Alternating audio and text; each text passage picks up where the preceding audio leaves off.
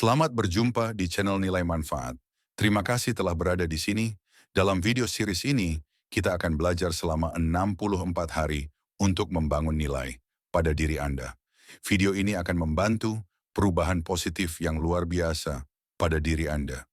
Akan ada 64 video singkat dengan durasi antara 5-8 menit setiap videonya. Selamat menikmati.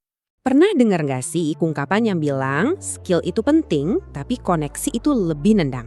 Nah, di sini kita bakal bongkar abis-abisan kenapa networking atau bangun relasi itu bisa jadi aset paling berharga yang kamu punya. Yuk kita mulai. Coba deh, kita resapi bareng-bareng kalimat yang satu ini. Kamu bukan cuma siapa kamu, tapi juga siapa yang kamu kenal. Wah, ini dalam banget loh artinya. Ini bukan sekedar kata-kata mutiara biasa ya. Di dunia yang sekarang ini super terhubung, siapa yang ada di lingkaran pertemananmu itu benar-benar bisa jadi kompas yang nentuin arah hidup dan karir kamu ke depan. Terus, networking itu sebenarnya apa sih? Lupakan dulu deh soal basa-basi yang kaku atau ya tahu kan cari muka. Networking yang beneran itu sebenarnya investasi. Investasi dalam hubungan. Ini bukan soal duit ya, tapi soal gimana kita menanam modal ke relasi yang tulus, yang ujung-ujungnya bisa bikin kita semua sama-sama naik kelas. Anggap aja kayak kita lagi nabung pertemanan. Keren kan? Nah, kenapa sih kok disebut aset? Soalnya, ya sama kayak investasi lain, nilainya itu bisa terus bertumbuh seiring waktu. Dan yang paling seru, keuntungannya itu sering banget datang di saat yang paling nggak kita duga, tapi justru pas kita lagi butuh-butuhnya. Oke, jadi manfaat konkretnya apa aja? Paling nggak ada 3 hal penting nih. Pertama, akses ke info jadi lebih cepat.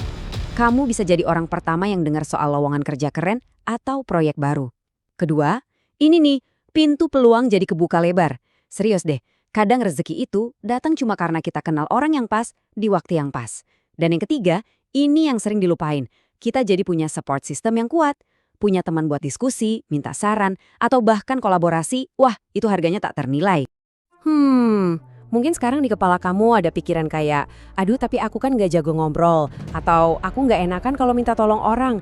Tenang, wajar banget kok mikir gitu. Nah sekarang kita bakal bongkar semua miskonsepsi ini, karena networking yang beneran itu jauh lebih dalam dari sekedar basa-basi doang. Nah ini dia nih pertanyaan sejuta umat, terutama buat teman-teman yang introvert. Emang harus ya kita jadi orang yang paling rame di satu ruangan? Apa kita harus jadi si paling ekstrovert gitu, biar bisa punya koneksi yang bagus? Jawabannya singkat, padat, dan jelas. Nggak harus, sama sekali. Serius, networking yang efektif itu bukan soal seberapa kencang suara kamu, tapi seberapa tulus hubungan yang kamu bangun. Jadi, buang jauh-jauh deh pikiran kalau kamu harus jadi orang lain. Just be yourself. Biar lebih jelas kita bandingin ya, networking yang asli itu beda banget sama yang numpang lewat. Kalau yang asli itu soal tulus, soal saling memberi nilai, hubungannya 2 arah, dan mikirnya jangka panjang.